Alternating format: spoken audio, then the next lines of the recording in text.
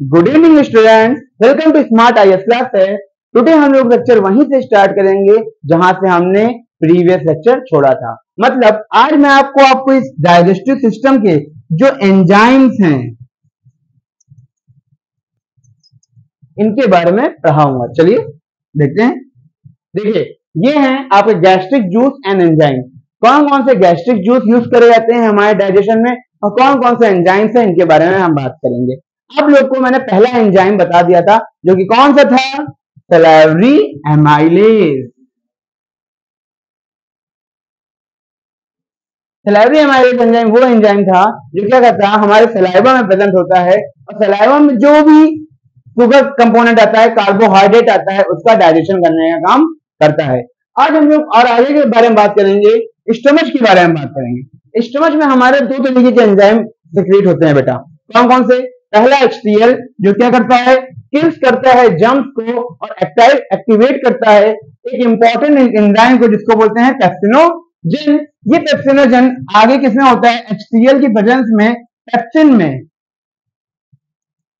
Pepsin में convert हो जाता है और पेप्सिन में कन्वर्ट होने के बाद में क्या करता है, पेप्सिन का यूज होता है डाइजेशन ऑफ प्रोटीन करने में। किस क्या करने में? डाइजेशन ऑफ प्रोटीन करने में। जब डाइजेशन ऑफ प्रोटीन किससे होता है, पेप्सिन से होता है, तो प्रोटीन के मॉलिक्यूल को तोड़ दिया जाता है छोटे छोटे अमाइनो एसिड के मॉलिक्यूल्स में।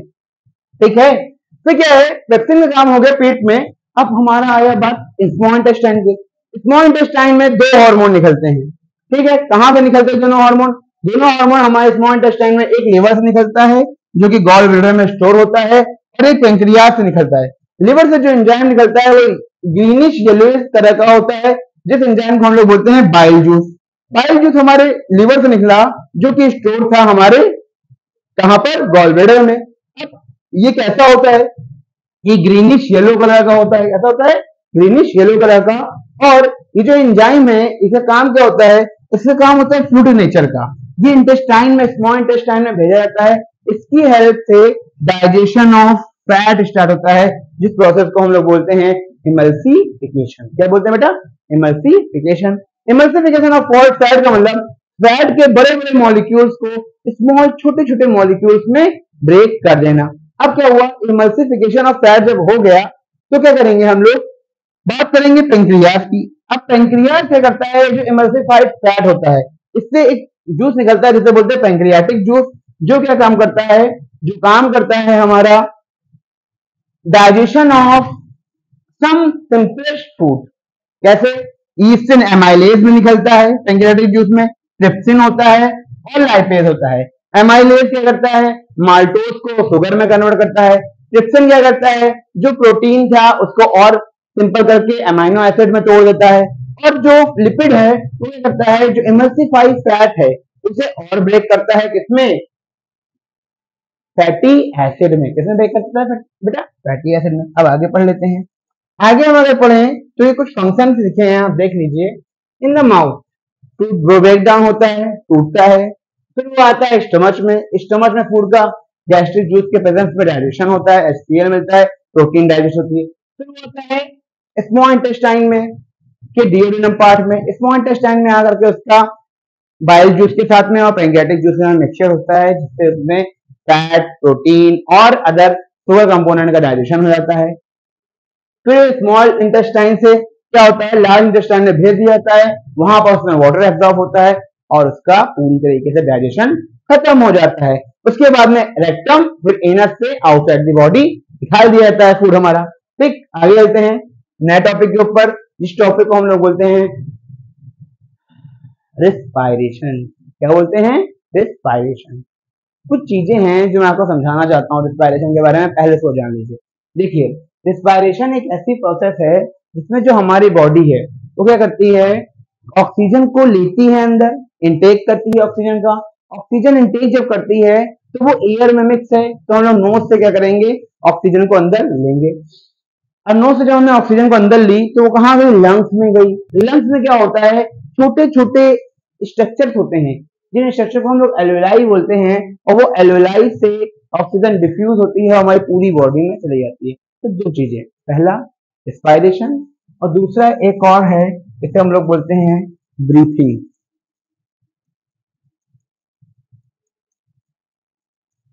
क्या अंतर है दोनों में?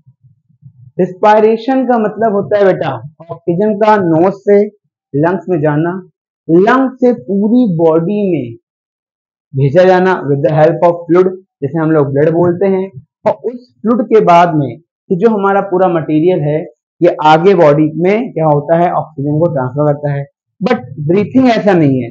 ब्रीथिंग क्या है? ब्रीथिंग का मतलब होता है simple inhale exhale, inhale exhale, केवल इनहेल एक्सेल जब हम लोग करते हैं तो उसे हम लोग क्या बोलते हैं? ब्रीथिंग के नाम से जानते हैं। ठीक भैया, अब क्या है, क्या बोला गया, अब रिस्पायरेशन पढ़ लेते हैं। Respiration is the process by which food is burn, मतलब कि टूटता है, बर्न जलता है, in the presence of cell by with the help of oxygen, किसकी हेल्प से?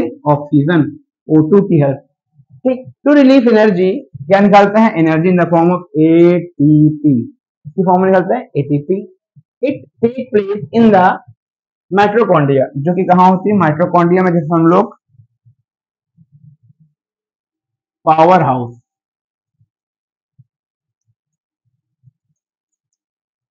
ऑफ सेल भी बोलते हैं। क्लास साइंस के सेक्शन में मैंने पढ़ाया है आपको।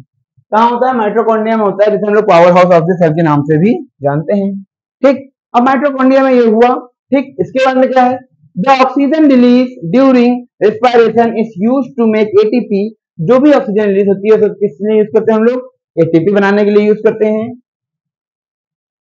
मॉलिक्यूल एडेनोसिन ट्राइफॉस्फेट, इसका नाम क्या होता है? Adenosine triphosphate from ADP, ADP का मतलब एडेनोसिन डाइफॉस्फेट से हम लोग एडेनोसिन ट्राइफॉस्फेट का फॉर्मेशन करते हैं। अब ये देखिए, एक एडीपी मॉलिक्यूल, एक इनऑर्गेनिक फॉस्फेट, आईपी बोलते हैं इसे, इनऑर्गेनिक फॉस्फेट, इसने क्या किया? रिस्पायर किया और एटीपी का फॉर्मेशन कर लिया। और एटीपी जब बन गया तो यही एटीपी हमारी बॉडी में हमें एनर्जी प्रोवाइड करता है। Enzyme is stored in the cell from the ATP, sorry, energy is stored in the cell in the form of ATP molecules. When the cell need energy, ATP is broken down and presence of water from ADP and energy release. जब हमारी body को energy चाहिए होती है तो ATP टूट करके ADP बनाती है, हमारी बॉडी को एनर्जी दे देती है। जैसे मैं पढ़ा रहा हूँ, आपको समझा रहा हूँ, तो एटीपी हमारी यूज हो रही है और एडीपी का फॉर्मेशन हो रहा है पानी की प्रेजेंस में। ठीक, ATP in the presence of H2O form ADP and gives energy, क्या दे रहा है? हमें एनर्जी प्रोवाइड कर रहा है। ठीक, आगे अब क्या है, अगर हम रेस्पिरेशन देखें तो रेस्पिरेशन के भी क्या होते हैं? कुछ टाइप होते हैं, जिन्हें हम लोग क्या बोलते हैं? Types of respiration. Types of respiration, अगर इसको देखें हम लोग तो रिस्पायरेशन मेनली 3 टाइप्स का होता है। कितने टाइप का होता है बेटा? 3 टाइप। पहला कौन सा है? Respiration are mainly, respiration are aerobic and anaerobic. कौन कौन सा है? Aerobic and anaerobic. लेकिन मैं एक और बताता हूँ हमेशा, इसे बोलते हैं लैक ऑफ ऑक्सीजन। ये भी एक तरीके का एनारोबिक रिस्पायरेशन ही होता है, लैक ऑफ ऑक्सीजन, तो वो भी है। एरोबिक रिस्पायरेशन, इस रिस्पायरेशन में क्या होता है? इसमें प्रेजेंस ऑफ ऑक्सीजन होती है, यहाँ पर ऑक्सीजन प्रेजेंट होती है और यहाँ पर फूड का ब्रेकडाउन होता है। इन द फूड जब ब्रेकडाउन होता है तो बनाता है कार्बन डाइऑक्साइड और वाटर, और 38 एटीपी रिलीज करता है। Presence of oxygen, more energy release is produced by carbon dioxide, water and energy को ये प्रोड्यूस कर देता है। It takes place in most of the organism, ज्यादातर हम लोगों में, अदर ऑर्गेनिज्म में यही रिस्पायरेशन होता है। बैक्टीरिया में केवल एनारोबिक रिस्पायरेशन मोनली दिखाया जाता है। सेकेंड, इन एरोबिक रिस्पायरेशन, इसी का सेकंड पॉइंट है, respiration glucose is converted into pyruvate. इसमें क्या होता है? ग्लूकोज में कन्वर्ट होता है पायरुवेट में, जिस प्रोसेस को हम लोग ग्लाइकोलिसिस के नाम से, इसके नाम से ग्लाइकोलाइसिस क्या बोलते हैं? ग्लाइकोलिसिस बोलते हैं। टूटता है और कार्बन डाइऑक्साइड वाटर रिलीज करता है। कहां पर? माइटोकॉन्ड्रिया के अंदर। देख लीजिए, glucose molecule break down into pyruvate and carbon dioxide water and energy in the form of ATP. कितना? 38। 38 एटीपी क्या करता है? रिलीज करता है एरोबिक रेस्पिरेशन में हमारा ग्लूकोज मॉलिक्यूल। ठीक, फिर क्या है? आगे बढ़ते हैं। आगे बढ़ेंगे तो आप चीजें समझेंगे। देखिए, ठीक, दूसरा point, anaerobic respiration. Anaerobic respiration क्या होता है? एनारोबिक रेस्पिरेशन वो रेस्पिरेशन है जिसमें क्या होता है? ऑक्सीजन की एब्सेंस होती है। क्या नहीं प्रेजेंट होता है? ऑक्सीजन प्रेजेंट नहीं होता है। O2 is not present here. क्या है? ऑक्सीजन प्रेजेंट नहीं होगा तो उसे क्या बोलेंगे? Anaerobic respiration. इस रेस्पिरेशन को दो भागों में बांटा गया, एक टोटली एनारोबिक, एक पार्शियली एनारोबिक। टोटली एनारोबिक में क्या होता है? अगर यहाँ पर it take place in the absence of oxygen, it produce less energy. इसमें ऑक्सीजन नहीं होती है, लेस एनर्जी प्रोड्यूस करता है। एंड लैक्टिक एसिड, ठीक, एंड क्या करता है? लैक्टिक एसिड को प्रोड्यूस करता है। एंड और ethanol. Carbon dioxide is release, it take place in muscles and yeast. ये हमारी मसल्स में, और ईस्ट एक बैक्टीरिया फंगस, ठीक है, उसमें होता है ये respiration. Anaerobic respiration is a muscle called glucose is converted into lactic। क्या है? में कन्वर्ट कर जाता है ग्लूकोज लैक्टिक एसिड में। पायरुवेट में ना टूट रहे हैं, पायरुवेट में नहीं टूटता है। ठीक है, ये क्या होता है? ऐसे आप कह सकते हैं, पहले पायरुवेट में टूटता है, फिर पायरुवेट से फिर कार्बन डाइऑक्साइड और ऑक्सीजन में और वाटर में ना टूट करके किसमें टूट जाता है? लैक्टिक एसिड में टूट जाता है और एनर्जी प्रोड्यूस करता है। देख लीजिए, ग्लूकोज साइटोप्लाज्म में कहाँ टूटा? पायरुवेट में। पायरुवेट के बाद में ये ग्लूकोज मसल में जब आया तो इसने क्या किया? लैक्टिक एसिड का फॉर्मेशन किया।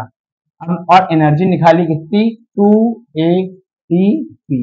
कितनी एनर्जी निकाली इसने? 2 ATP क्या करी? एनर्जी निकाली। अब भैया जान लीजिए, जब आप क्या एक्सरसाइज ज्यादा कर लेते हैं, जब एक्सरसाइज आपको ज्यादा हो जाती है तो आपको ये लगता होगा कि आपकी मसल जो है वो बहुत दर्द कर रही हैं। यहाँ पर थाइस में बहुत ज्यादा पेन होता है। वो पेन क्यों होता है? वो पेन भैया इन्हीं वजह से, इनकी ही वजह से होता है, जो लैक्टिक एसिड है। जो लैक्टिक एसिड जी हैं, इन्हीं की वजह से क्या होता है? हमारी मसल क्या करती है? बहुत ज्यादा पेन कॉज करती है, जो कि एक्सरसाइज के बाद हमें समझ में आता है। ठीक, उसके बाद में क्या है? इसके बाद में है in anaerobic respiration in yeast glucose is converted into pyruvate and then in absence of oxygen pyruvate is converted into ethanol. Yeast में क्या होता है? हमारी मसल में तो लैक्टिक एसिड बनता है तो पेन कॉज होता है। ईस्ट में ऐसा कुछ नहीं।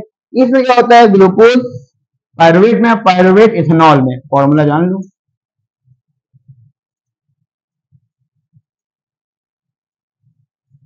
C2H5 बाहर लिख रहा हूं, C2H5OH कहन होता है C2H5OH जो कि एथेनॉल है। कार्बन डाइऑक्साइड और फिर से 2 ATP कहन कन्वर्ट कर जाता है 2 ATP में कन्वर्ट कर जाता है। इतना देख लीजिए, क्लियर है? हो गया। कुछ ना समझ में आया तो हमें बताइएगा कमेंट बॉक्स में। अब क्या हुआ? जब ये ऐसा हो गया, ठीक, तो इसके बाद में क्या आता है? ये चार्ट होता है जो हमें समझना होता है। ठीक है, मैं आपको इसको बना के समझाऊंगा। ठीक है, मेरे पास बनाया है कि यहाँ पर दिखा रहे हैं चीजों को, लेकिन मैं आपको और अच्छे से समझाता हूँ क्या है ये चीज। देखिए,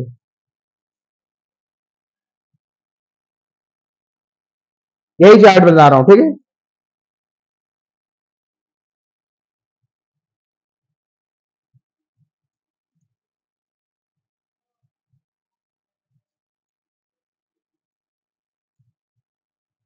break down of glucose molecule. ठीक, क्या है? जो ग्लूकोज का मॉलिक्यूल है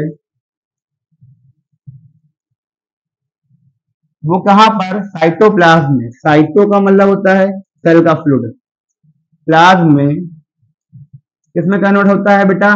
कोई एक प्रोसेस करता है जिसको बोलते हैं ग्लाइकोलाइसिस। क्या करता है? ग्लाइकोलाइसिस। ठीक, और जो ग्लाइकोलाइसिस है ये करके ये क्या बनाता है, पाइरुवेट बनाता है। और जो पाइरुवेट का मॉलिक्यूल होता है 3 कार्बन का होता है, और जो ग्लूकोज का मॉलिक्यूल होता है ये 6 कार्बन का होता है। और ये 6 कार्बन का मॉलिक्यूल 3 कार्बन के मॉलिक्यूल में कितने 2 मॉलिक्यूल में टूट जाता है, और ये 3 कार्बन के 2 मॉलिक्यूल 3 तरीके से और टूटता है। ठीक, ये 2 कार्बन का जो मॉलिक्यूल है ये पहला टूटता है absence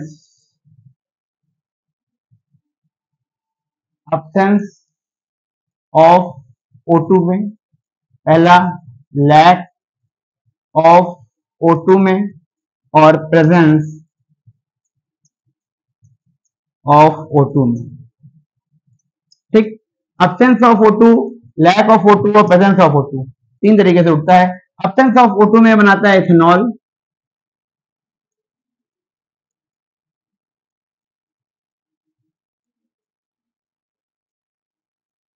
plus CO2 plus 2ATP।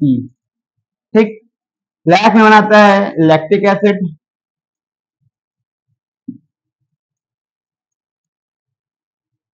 Plus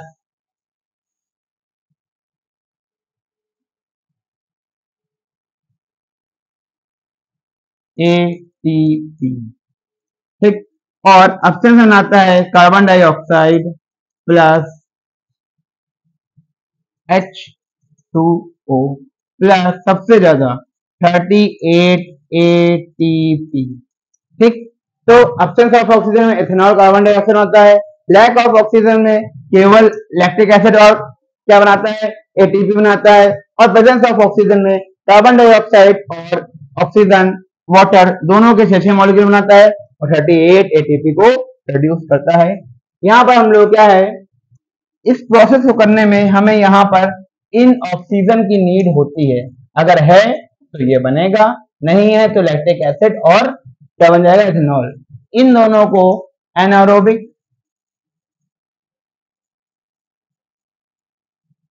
और इसको एरोबिक रेस्पिरेशन के नाम से हम लोग जानते हैं। इतना क्लियर, आगे देखिए। यही चीज मैंने आपको वहां पर समझा दी है, क्या फॉर्म में, स्ट्रक्चरल फॉर्म में। ठीक, आगे देखिए। क्लियर है ना पूरा? कोई दिक्कत तो आप कमेंट कर सकते हैं, हम आपको कमेंट का आंसर करेंगे। ये क्या है, रेस्पिरेटरी सिस्टम इन ह्यूमन है। ठीक, respiratory system is the main organ of the respiratory system are most nostril. क्या होते हैं, नाक, नॉस्ट्रिल, ये नाक की ओपनिंग नॉस्ट्रिल होती है, 2 होते हैं।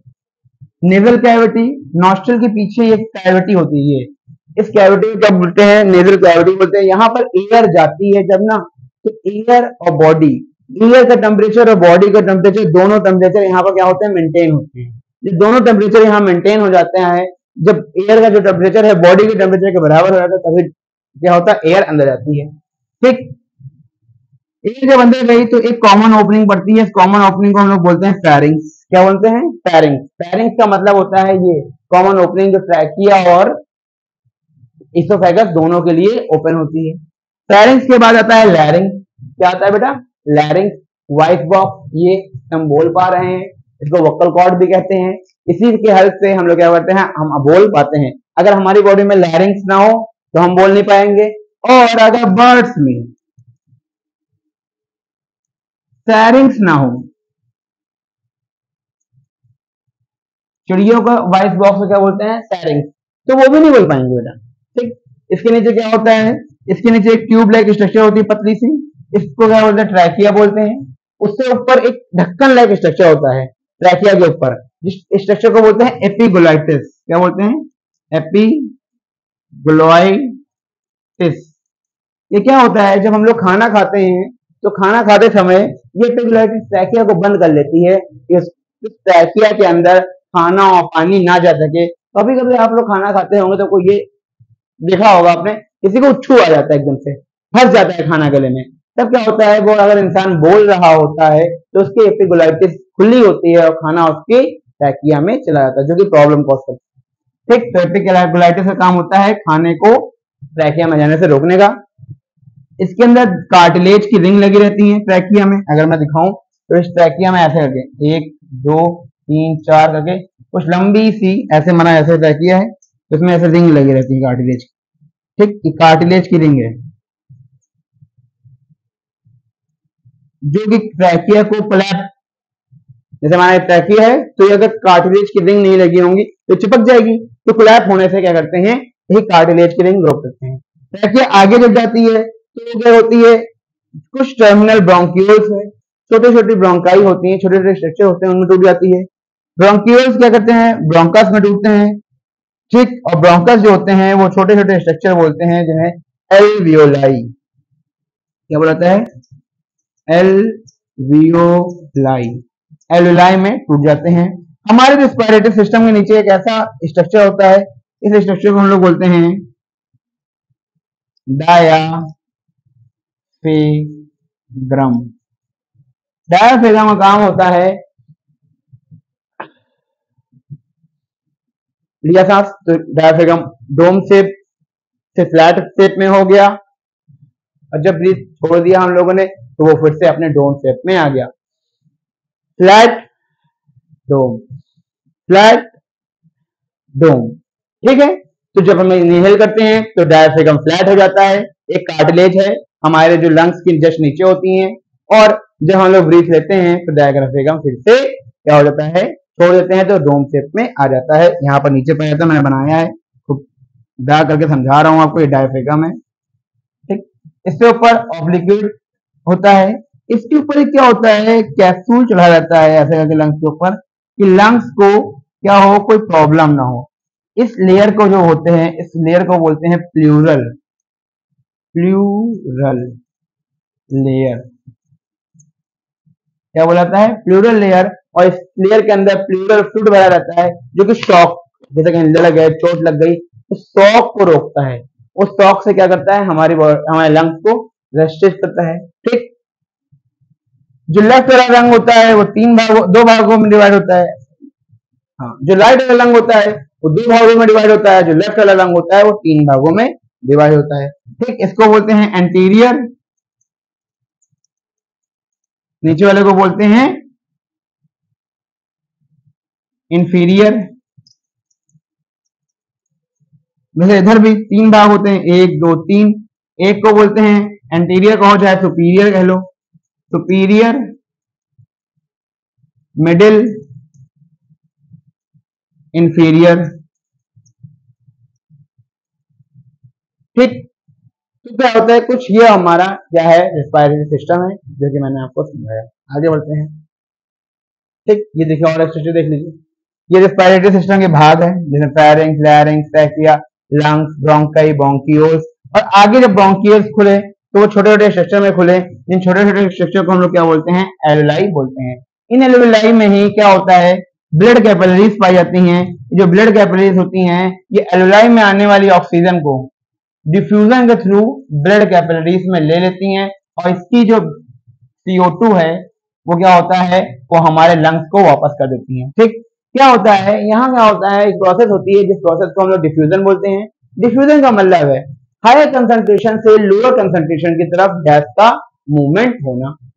क्या हुआ, जब हमारे लंग्स में ब्रीथ ली हम लोगों ने तो लंग्स में क्या है, ऑक्सीजन का लेवल बहुत ज्यादा है, और ब्लड में क्या है, ब्लड की जो कैपिलरीज है ये, इनमें क्या है, कार्बन डाइऑक्साइड का लेवल ज्यादा है। तो ऑक्सीजन कहाँ जाएगी, जहां कम लेवल है, तो डिफ्यूज हो गया, ऑक्सीजन कहाँ चली गई, हमारे लंग्स से ब्लड कैपिलरीज में चली गई, और ब्लड कैपिलरीज में जो कार्बन डाइऑक्साइड तो कहाँ गया, लंग्स में आ गई, और हमने उसे बाहर निकाल दिया एक्सेल करके। Inhale oxygen, exhale carbon dioxide. Clear है ना। ठीक, देख लीजिए यहां पर ये क्या है, सरफेस है, सरफेस ऑफ एल्वियोलाई, जो कि क्या करता है, डिफ्यूजन का सरफेस एरिया बढ़ा देता है। क्या बढ़ा देता है, surface area of diffusion increase कर देता है। जितना ज्यादा डिफ्यूजन होगा, वो बाबा रामदेव कहते नहीं है, ब्रीथिंग करते रहिए, मतलब जितना ज्यादा डिफ्यूजन होगा उतना ज्यादा आपकी बॉडी को एनर्जी मिलेगी, उतना ही ज्यादा क्या होगा, आपकी जो हेल्थ है, आपका जो रेस्पिरेटरी सिस्टम है वो हेल्थी रहेगा। क्लियर है। यहाँ लिखा है air enter through the nostril and process लिखिए, पाथ पे देख लीजिए, and hairs of muscles are trap the dust particle. हाँ, नाक नोज में छोटे छोटे हेयर्स होते हैं, वो क्या करते हैं, डस्ट पार्टिकल को ट्रैप कर लेते हैं कि हमारी बॉडी में वो अंदर ना जाए। उसके बाद नोजल क्या करता है, नोजल जो नोजल कैविटी है वो एयर का टेम्परेचर मेंटेन करता है। फेरिंक्स, लैरिंक्स, टिश्यूज, ट्रैकिया, ये सब पाथ होते हैं जो कि जहां से एयर हमारी बॉडी के अंदर जाती है। यहाँ पर म्यूकस की लाइनिंग होती है जो कि डस्ट पार्टिकल को क्या करती है, कैप्चर कर लेती है। उसके अलावा फिर लंग्स में जब चली जाती है तो bronchioles, nostril, nasal cavity, pharynx, trachea, bronchi, bronchioles और एलुलाई। एलुलाई में डिफ्यूजन हुआ और हमारे ऑक्सीजन हमारे पूरी बॉडी की सेल तक की पहुंच गई। क्लियर है ना? ठीक, आगे ये कुछ मैकेनिज्म है, मैकेनिज्म और ब्रीथिंग।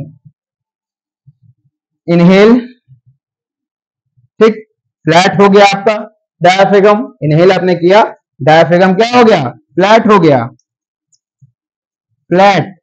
एक्सहेल किया फिर डोम शेप हो गया, है कि नहीं? एक्सहेल का मतलब ऑक्सीजन बाहर, इनहेल का मतलब ऑक्सीजन अंदर। और इससे क्या होता है, हमारे लंग्स की जो कैविटी होती है, इसे हम लोग क्या बोलते हैं, थोरैसिक कैविटी। ये कैविटी का भी एरिया बढ़ता है घटता है, बढ़ता है घटता है। उसी तरीके से diaphragm flat, diaphragm dome shape, फिर फ्लैट डोम शेप। एक्टिविटीज आप देख सकते हैं, बैलून का मैंने एक जार बनाया है जिसमें क्या है, अगर ऐसे हम खींचेंगे तो रिस्पायरेशन अंदर रहेगा और छोड़ देगा तो बाहर। जैसे यहाँ दिखाया है, इनहेल लंग्स फूल गए बलून की तरह, एक्सहेल लंग्स सिकुड़ गए बैलून की तरह, फिर इनहेल लंग्स फूल गए, फिर एक्सहेल लंग्स क्या हो गए, श्रिंक हो गए। Clear guys? ठीक, कल हम लोग इस लेक्चर के ऊपर बात करेंगे जिसको हम लोग बोलते हैं ट्रांसपोर्टेशन। ट्रांसपोर्टेशन हमारी बॉडी का सबसे मेन भाग है, क्योंकि इससे ही क्या होता है, हमारी बॉडी में जो ऑक्सीजन मैंने आपको पढ़ाई ये पहुंचाई जाती है, और पहुंच जब जाती है हमारी बॉडी में तो इसका काम क्या होता है, अब उस ऑक्सीजन जब ये पहुंच गई है तो इसको सेल तक की पहुंचाना, और सेल में जाकर के ही ये कंबशन या फूड का ब्रेकडाउन करती है। इसी प्रोसेस को जो हेल्प करता है इस प्रोसेस को कराने में क्या कहा जाता है, ट्रांसपोर्टेशन। हम पढ़ेंगे आपके HEART, हार्ट के बारे में, जो कि ये वाला हार्ट नहीं है, इसको मत पढ़ना, इससे थोड़े लोचे हैं। हम लोग जो पढ़ेंगे वो हमारा जो ह्यूमन हार्ट है, जो हमारे वृष्ट मुट्ठी के बराबर होता है, उसी के बारे में पढ़ेंगे। तो ठीक है क्लास, कल मिलते हैं नए टॉपिक के साथ में और नए लेक्चर को स्टार्ट करते हैं। Okay, thank you, see you, bye bye.